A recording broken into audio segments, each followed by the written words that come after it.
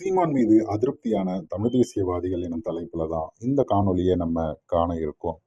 இது யாரும் எதிர்பார்க்காத நிகழ்வு. அதே போல தொன்று தொடக்கத்திலிருந்து நாம் தமிழர் கட்சி மீது வெளிப்படையாகவும் மறைமுகமாகவும் வைக்கக்கூடிய ஒரு குற்றச்சாட்டு.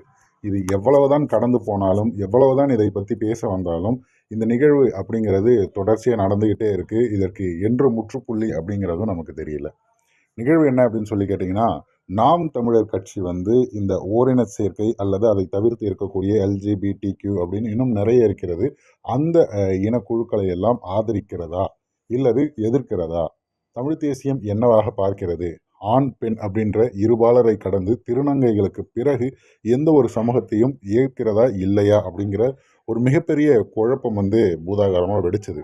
அது இப்பொழுது வரைக்கும் தொடர்ந்துட்டு இருக்கு. அதில் அதிகமாக நாம் தமிழர் கட்சியுடைய ஐடி விங்கை அவங்க இணைத்து பேசக்கூடிய நிகழ்வு தொடர்ச்சியாக நடந்துட்டு இருக்கு. அந்த வகையில் சமீபத்தில் நாம் தமிழர் கட்சி ஒரு மிக முக்கியமான ஒரு விஷயத்தை முன்னெடுத்தாங்க. என்னன்னா, நாம் தமிழர் கட்சி அவர்களது கட்சி நிகழ்வுகளை பற்றி மட்டுமே பதிவு பண்ணுகிறதை கடந்து தமிழ்நாட்டில் நடக்கக்கூடிய அனைத்து பிரச்சனைகள் குறித்தும் நாம் பேச வேண்டும். அதை அனைத்தையும் நம்ம தமிழ் தேசிய அந்த ஆதரவாளர்களும் பார்த்து தெரிந்து கொள்ள வேண்டும் அப்படிங்கிறதுக்காக அவர்களுக்கென்று பிரத்யோகமாக ஒரு சேனல் ஒன்று ஆரம்பிக்கணும்னு சொல்லிட்டு தான் எங்கள் தேசம் அப்படிங்கிற ஒரு வலையொலியை ஆரம்பித்தாங்க. அதில் அனைத்து பிரச்சனைகள் குறித்தும் குறிப்பாக அரசியல் விடயங்களில் மிக முக்கியமான அனைத்து விடயங்களையும் பதிவு பண்ணுங்கிற விஷயத்த செய்துக்கிட்டு வராங்க. இதில் நேற்றைய தினம் ஒரு விஷயத்தை பதிவு பண்ணியிருக்காங்க. அது மிகப்பெரிய பேசு பொருளாக மாறிச்சு. அது என்ன அப்படின்னு சொல்லி பார்த்தீங்கன்னா, திருநர் உரிமைகள் பாதுகாப்பு சட்டம் அப்படிங்கிற ஒரு சட்டத்தை கொண்டு வரணும்னு சொல்லிட்டு அவர்கள் ஒரு போராட்டத்தில் இறங்கியிருக்காங்க.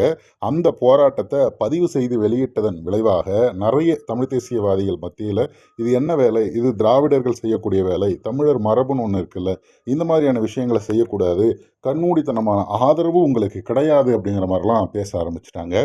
நான் முன்பே சொன்ன போல இந்த நிகழ்வுக்கு பதில் என்ன, இதற்கு விளக்கம் கொடுக்கறது அப்படிங்கிறதெல்லாம் நிறைய பண்ணி முடிச்சு போயிடுச்சு. அதனால் இதில் பெருசாக பேசுவதற்கு இல்லை. ஆனால் இப்படி ஒரு விஷயத்தை பதிவு செய்கிறதுங்கிறது இங்கே இந்த மாதிரியான ஒரு நிகழ்வு நடக்குது. அவர்களே ஒரு போராட்டத்தை முன்னெடுத்து அவர்களுக்காக பாடுபட்டு இருக்காங்கிற விஷயத்தை பதிவு பண்ண வேண்டியது அந்த ஊடகத்துடைய வேலை.